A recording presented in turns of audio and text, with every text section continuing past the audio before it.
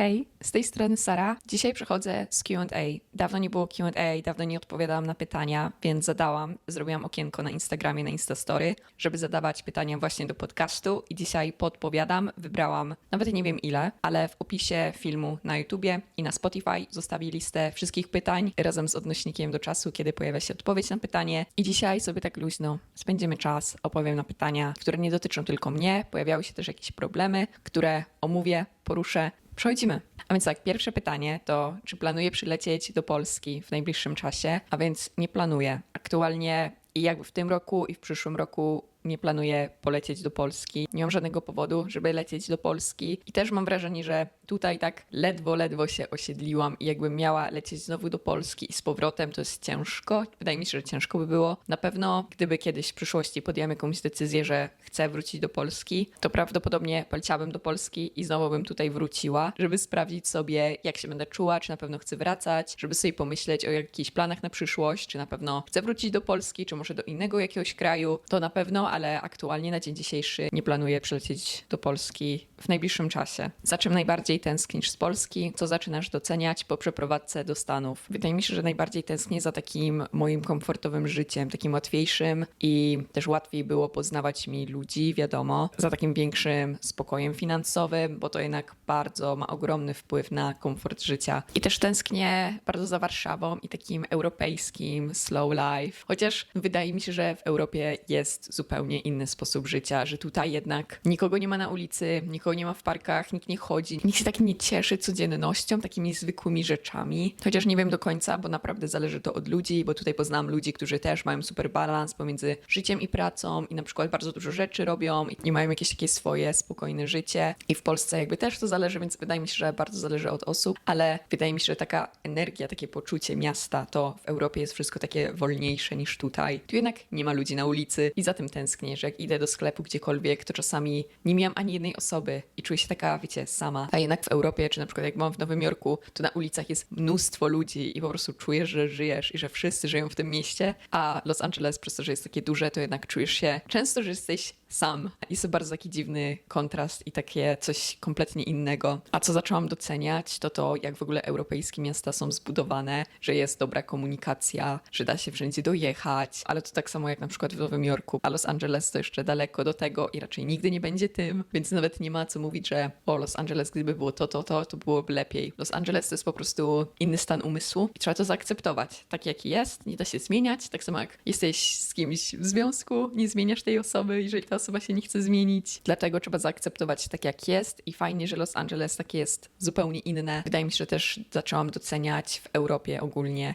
jak ludzie zwracają uwagę na kulturę i że bierze się to pod uwagę i co my nazywamy, wiecie, kulturą, co jest dla nas takie ważne, bo tutaj wydaje mi się, że taką największą częścią kultury to jest muzyka hip-hop i celebryci, a w Europie jednak inne rzeczy doceniamy i wartościujemy. I zaczęłam też doceniać jakość produktów, na przykład w Polsce, jakość produktów do ceny, bo tutaj jednak często jak patrzę na ceny różne, jedzenie, cokolwiek, to po prostu to nie ma sensu. Mam takie, te rzeczy nie powinny tyle kosztować. Jakby te rzeczy nie mają sensu, ale to zupełnie odmienny temat i też coś, co zaczęłam doceniać, to ogólnie nasz sposób myślenia i to, że naprawdę w Europie mamy jakąś taką dobrą, ogólną edukację, że dużo wiemy, co się dzieje, o jakichś problemach, o historii. Wiadomo, że naszej, ale wydaje mi się, że taka ogólnoświatowa, że jesteśmy tak bardzo zorientowani, że się interesujemy wieloma rzeczami. Też mamy o wiele lepszą mentalność, jeżeli chodzi o troskę o środowisko, że tutaj ten temat bardzo rzadko się pojawia i mało osób jest świadomych, czy coś robi, jakieś kroki w kierunku tego, żeby być bardziej, wiecie, zielonym. I to mnie zdziwiło, bo wydawało mi się, że wiecie, Los Angeles to wszyscy są tacy zorientowani, jeżeli chodzi o zdrowie, a jednak wszystkie jakieś kawy, cokolwiek, najlepsze kawiarnie, nawet jakieś, wiecie, takie mega modne, to i tak oni wszystko podawają w plastikach, słomki. Jakby mogę tylko to porównać do Warszawy i do tego jakby co doświadczyłam, ale wydaje mi się, że tutaj ludzie są mniej tak zorientowani, jeżeli chodzi o na przykład segregowanie śmieci. Nie jest to dla nich jakimś, świecie, priorytetem. Raczej wszyscy mają, że mnie to nie dotyczy, że wiecie, co ja mogę sam zrobić. Wydaje mi się, że to zaczęłam doceniać i wydaje mi się, że największa taka różnica to w Europie jakby wszyscy dbają jednak o dobro całości, o dobro, wiecie, całej społeczności, a tu każdy jest tak skupiony na sobie, dlatego później są takie zachowania, że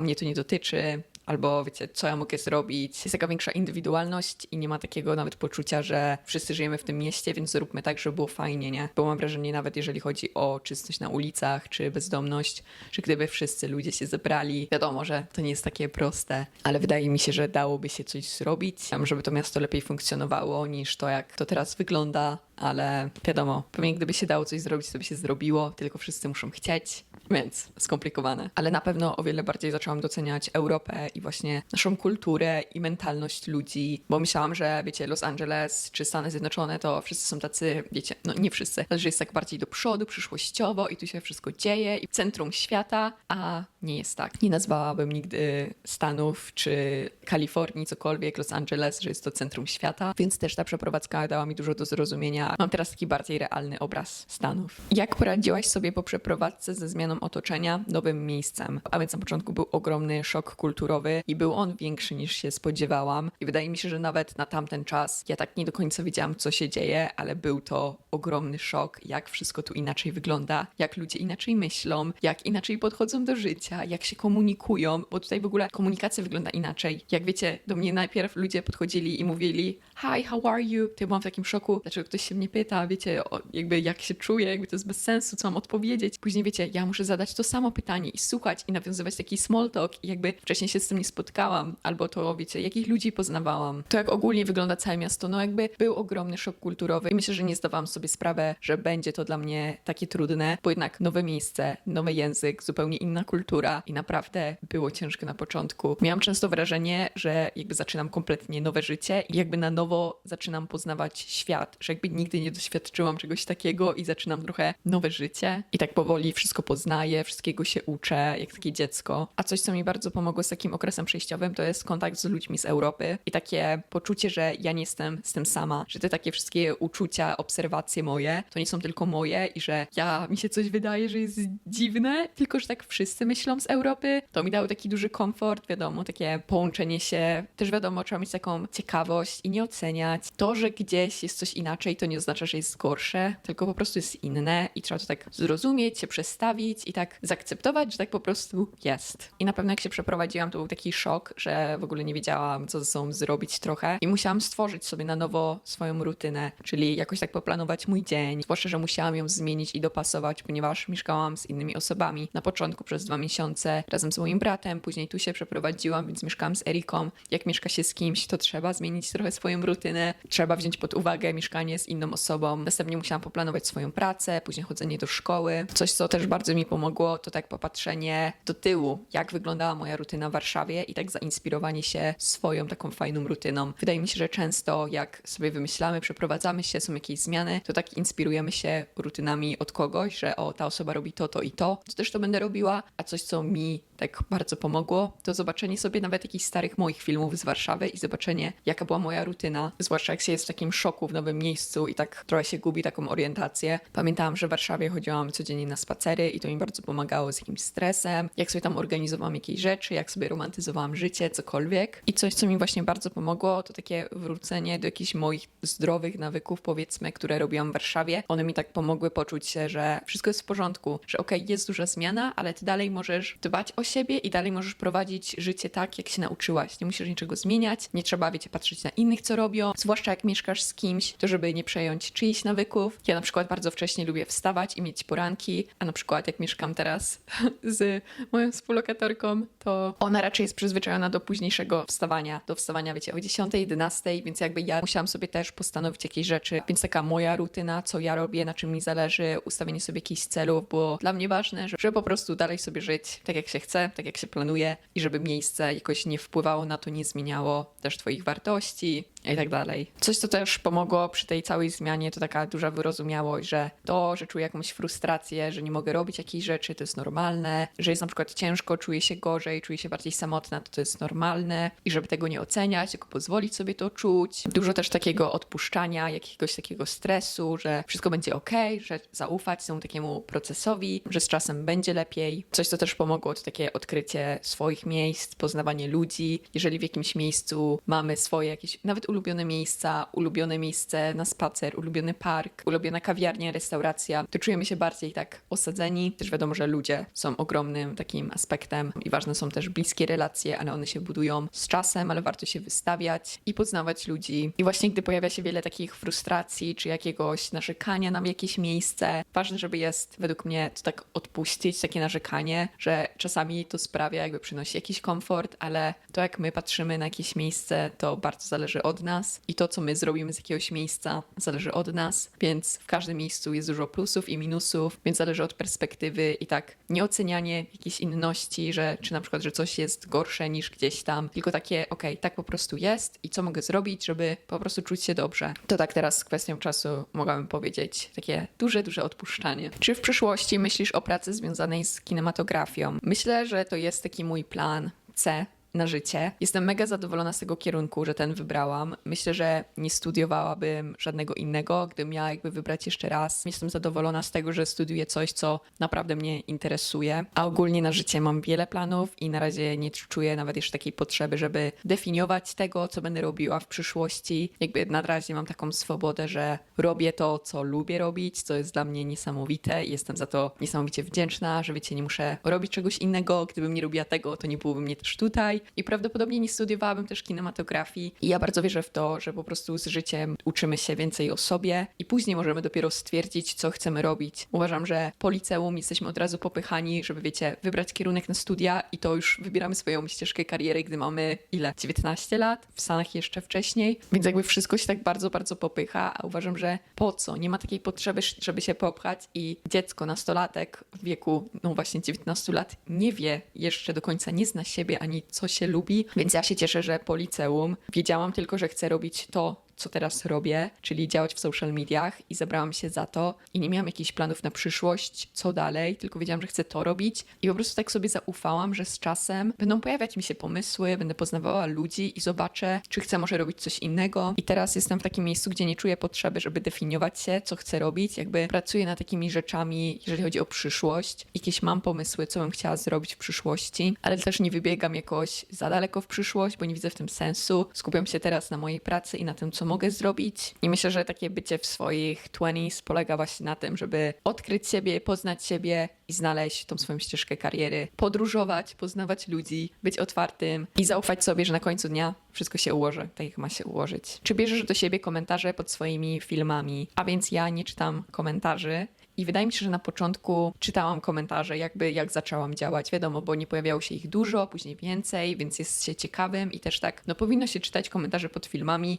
Wydaje mi się, że też była taka chęć po prostu kontroli, nie? Co się dzieje pod filmami, ale po jakimś czasie komentarze zaczęły bardzo negatywnie na mnie wpływać i te negatywne komentarze i pozytywne po prostu zaczęły mieszać mi w głowie, bo jeżeli ktoś mi mówił, że jestem pozytywna, to ja wtedy myślałam, jakby sobie to przyklejałam do siebie, że ja, Sara, jestem pozytywna i później podświadomie, gdy na przykład nagrywałam, to starałam się być pozytywna i później widziałam komentarze, że ja udaję bycie pozytywną, bo na przykład nie czułam się jakoś pozytywna tego dnia, ale przez to, że myślałam, że ludzie lubią, że jestem pozytywna, to starałam się być. Więc i te negatywne i pozytywne źle na mnie wpływały i wiadomo, że na początku myślałam, że coś ze mną jest nie tak, że nie potrafię przyjmować, czytać tego, że dlaczego to budzi tyle, wiecie, negatywnych jakichś uczuć, czy takiej mieszanki w głowie i wpadłam na jeden fajny wywiad z Rick Rubin, którego uwielbiam i on powiedział, że wszystkie osoby, z którymi on pracuje, z wszystkimi muzykami, prawie żaden z tych muzyków nie czyta żadnego feedbacku z zewnątrz. Nie czyta żadnych opinii, żadnych recenzji, żadnych komentarzy. Powiedział, że większość artystów czy większość ludzi nie potrafi jakby nie brać tego do siebie. I to mi dało też taki duży spokój, że okej, nie jestem jedyna w tym, że to nie jest coś ze mną nie tak, tylko myślę, że to jest bardzo w takiej ludzkiej naturze, że gdy czytamy jakieś rzeczy, to jednak taki pierwszy instynkt nasz to jest, żeby być zaakceptowanym przez innych. Więc jeżeli spotykamy się z jakimiś opiniami, to tak chcemy się dopasować, chcemy, wiecie, ulepszyć czy zmienić się, żeby wszyscy nas polubili, a tak nie powinno być, bo wtedy zatracimy siebie. Więc gdy ja czytałam komentarze i później sobie przypominałam, że nie muszę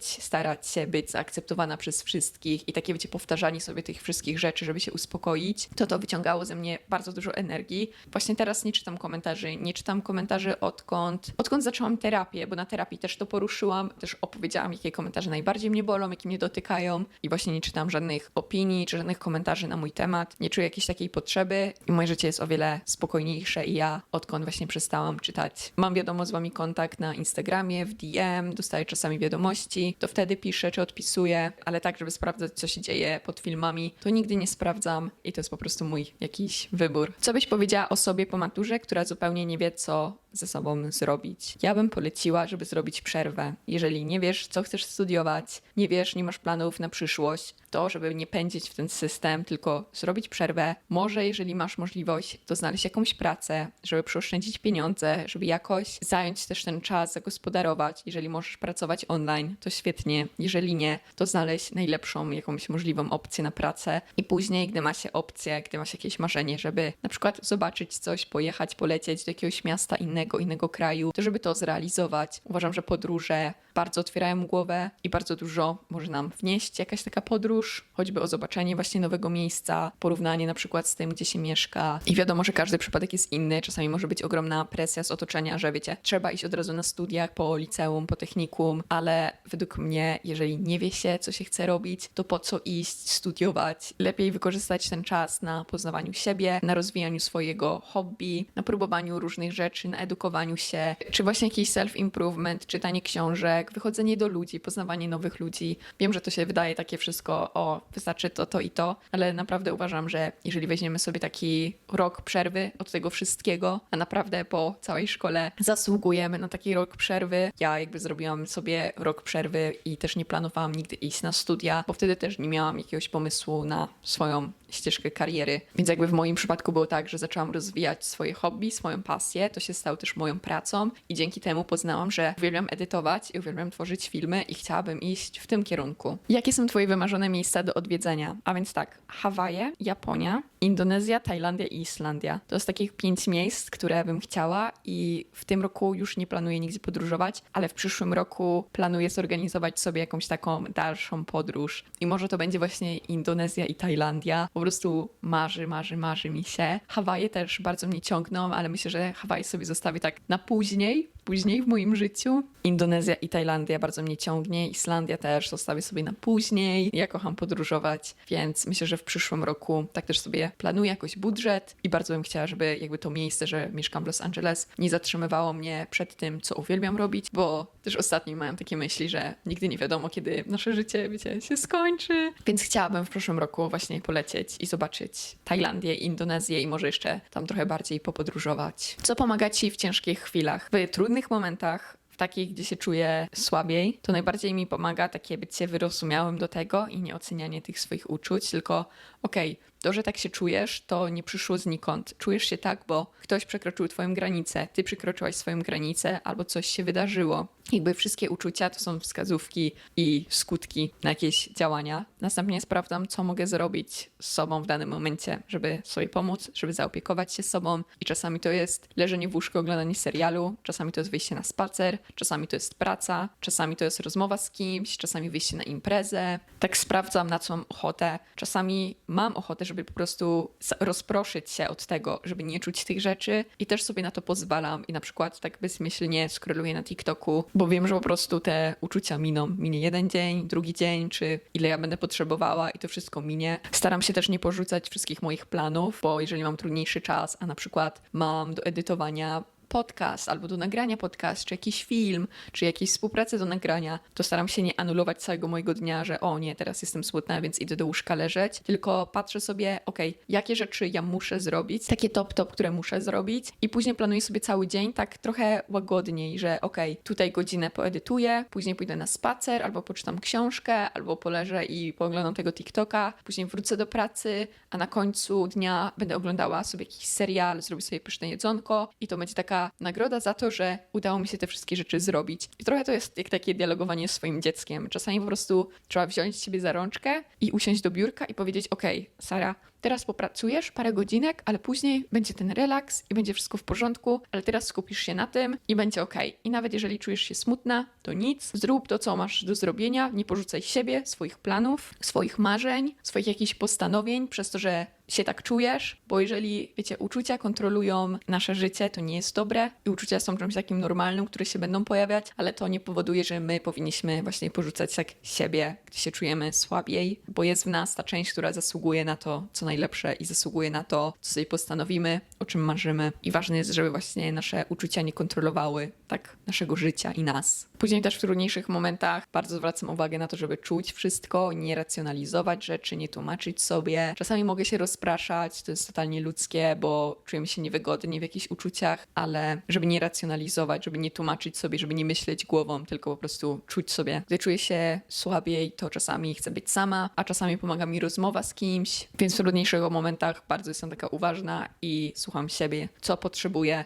bo czasami to jest, wiecie, oglądanie YouTube'a w łóżku, a czasami to jest, no właśnie, wyjście na imprezę. Czemu ostatnio nie wstawiasz filmów na angielski kanał? A więc wziąłam sobie za dużo na głowę, ponieważ podcast, film na YouTubie po polsku, do tego jeszcze mam współpracę, do tego jeszcze mam szkołę i teraz też pracuję nad foodbookiem, to miałam za dużo rzeczy i myślałam tak, okej, co mogę odpuścić, żeby nie przepracowywać się. To pierwsze, co to przyszło mi właśnie ten angielski kanał, bo bardzo mi zależy na foodbooku, a to jest taki projekt, który bardzo dużo teraz czasu mi zajmował i miałam, że gdy skończę foodbooka, to może wrócę do nagrywania znowu po angielsku i coś, na czym mi też bardzo zależy, żeby nagrywać filmy ogólnie, wszystko, żeby tworzyć z miejsca, gdzie ja chcę to zrobić, a nie z takiego przymusu, że ja to muszę robić. Teraz jak nie czułam, że chcę tworzyć po angielsku, to miałam takie, okej, to mogę odpuścić i chcę znowu wrócić. Gdy skończę e-booka, a może nawet później, gdy po prostu będę tak czuła ochotę, żeby chwycić za kamerę i nagrywać na przykład swój dzień. Więc dlatego tak zrezygnowałam teraz po angielsku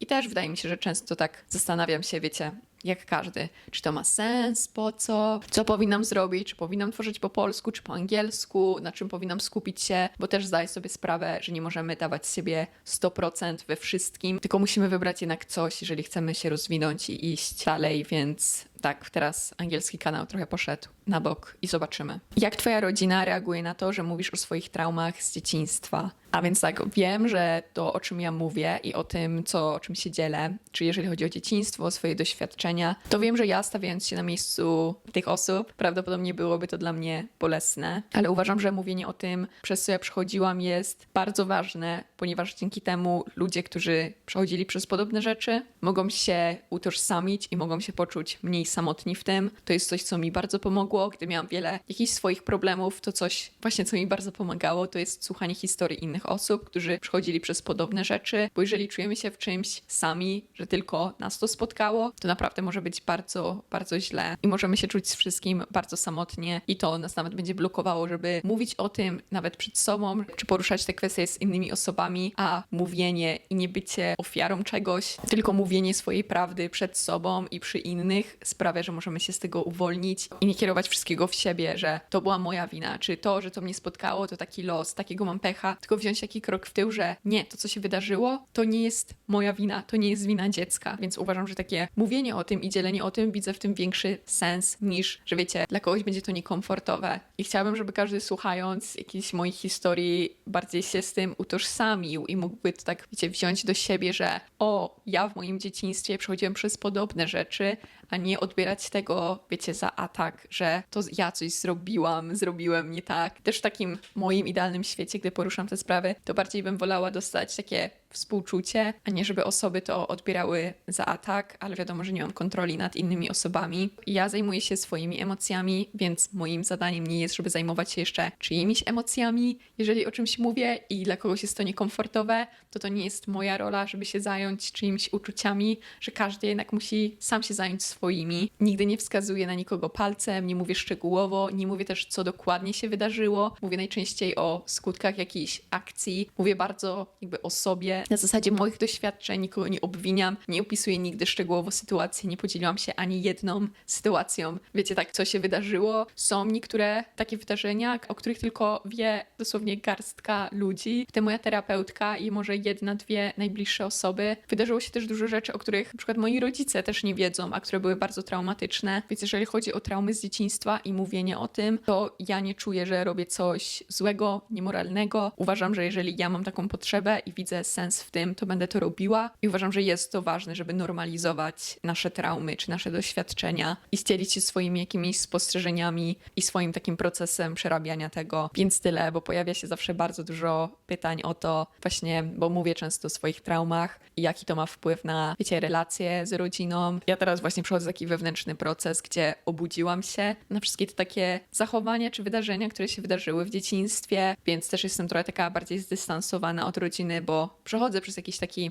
wewnętrzny proces zauważania tego i myślę, że każdy, kto był w procesie terapii, może mnie zrozumieć, o co chodzi. Nie chcę się jakby też wgłębiać w szczegóły. Jakby to jest sprawa bardzo indywidualna, ale też u mnie pojawiła się taka potrzeba przerwy od rodziny. Nie wiem też, jak będzie przyszłość wyglądać, jeżeli chodzi o relacje z rodziną, ale wiem, że też ważne jest to, żeby się tym dzielić, bo ja na samym początku miałam duże takie poczucie winy, że to jest rodzina, nie powinno tak być. Wiecie, rodzina jest najważniejsza i te wszystkie takie wpajane rzeczy w głowę, a gdy się tak przebudziłam, że skąd się biorą te głosy i jak byłam programowana do tego, żeby nie odsunąć się nigdy od mojej rodziny, nawet jeżeli są jakieś toksyczne zachowania, to teraz sobie tak zdałam sprawę, że nie, że jakby to był dalej jakby w taki wpajany program, żebym ja nie zrobiła tego kroku, pomimo, że byłam jakoś traktowana źle i nadal jestem czasami. Nie daję sobie też jakiejś takiej presji, żeby przebaczyć czy zaakceptować. Wiem, że wszystko przyjdzie w swoim czasie, ale na razie ta malutka Sara zasługuje na to, żeby pierwszy raz postawić siebie na pierwszym miejscu, a nie wszystkich innych i nie ratować innych i nie pomagać i nie myśleć o czyichś uczuciach, tylko stawiać swoje na pierwszym miejscu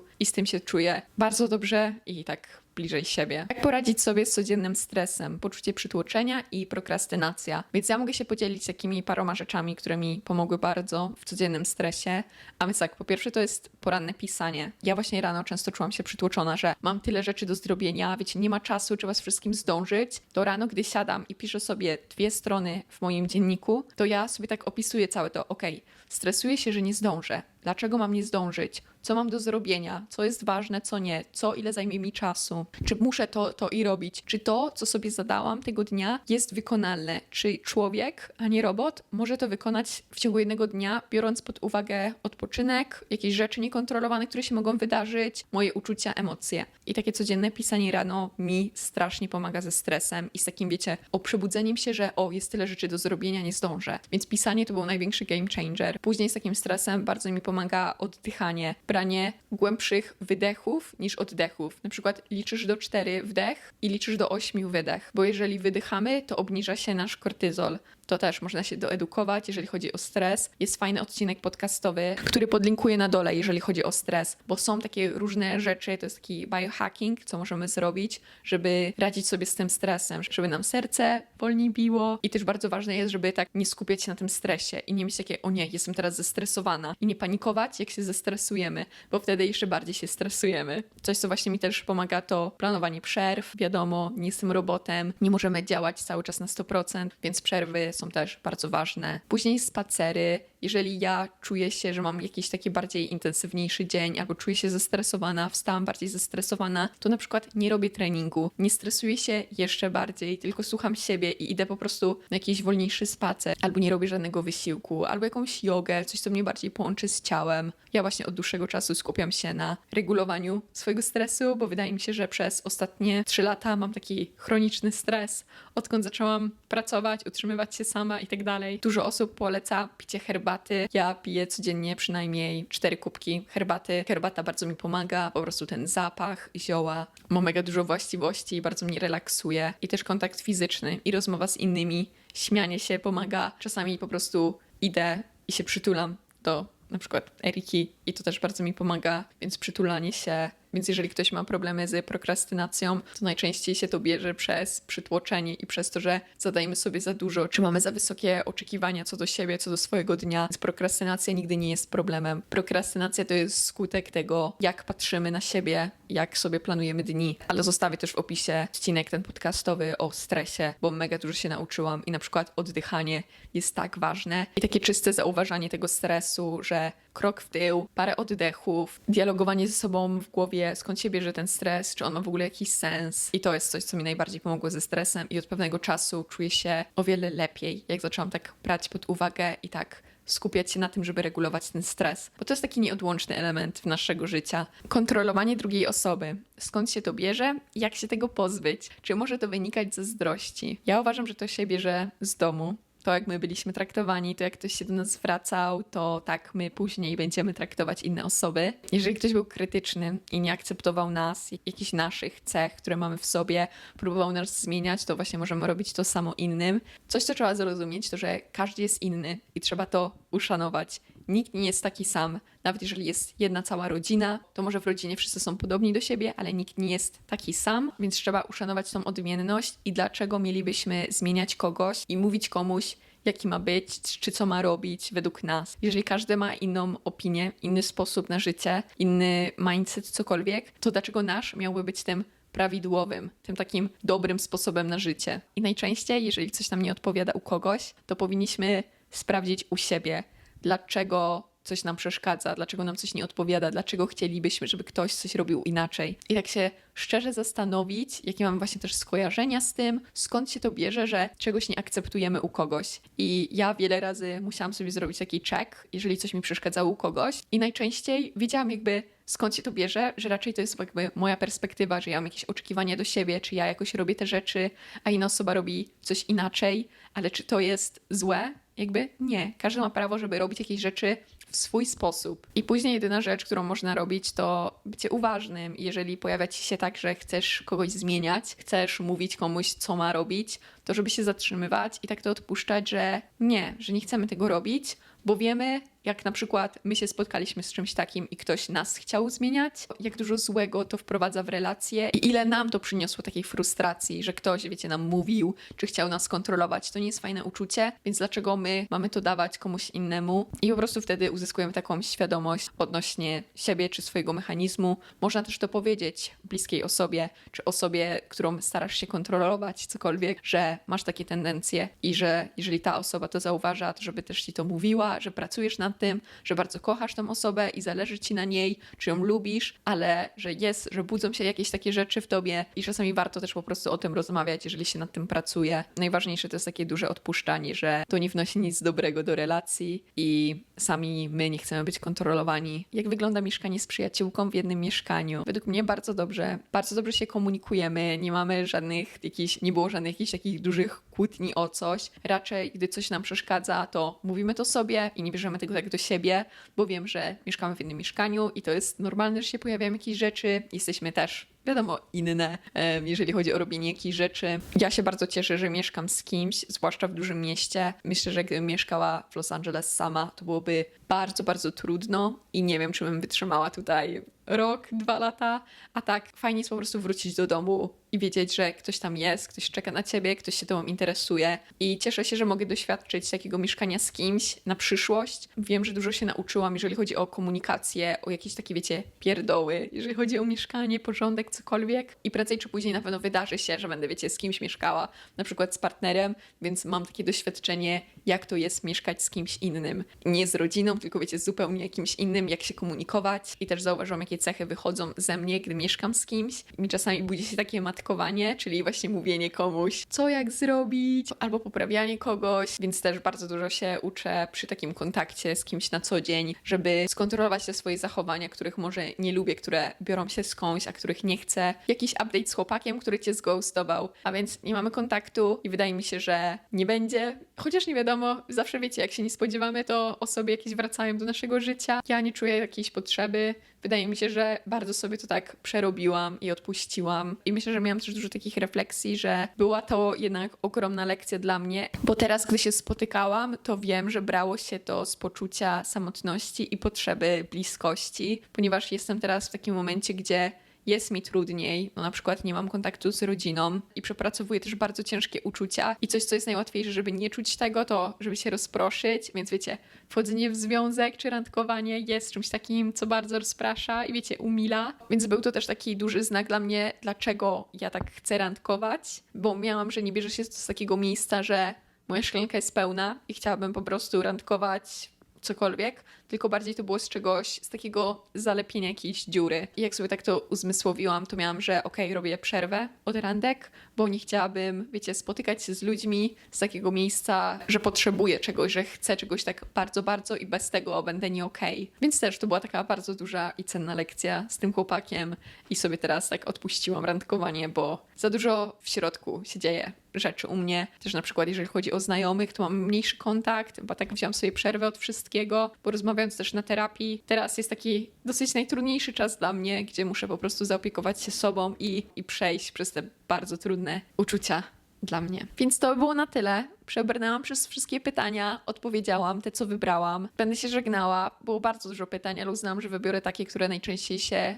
powtarzały. Na końcu chciałam jeszcze dodać, że zmienił się trochę harmonogram podcastów. Podcasty będą dodawane i na YouTubie, i na Spotify w niedzielę o 8 rano, w tym samym czasie, a nie w sobotę o 18 na YouTubie, a później na Spotify, tylko oba jednocześnie w niedzielę o 8 rano. Więc dziękuję bardzo za spędzenie tego czasu ze mną. Życzę Ci miłego dnia albo dobranoc i słyszymy się za tydzień. Love you. Pa, pa. Mua.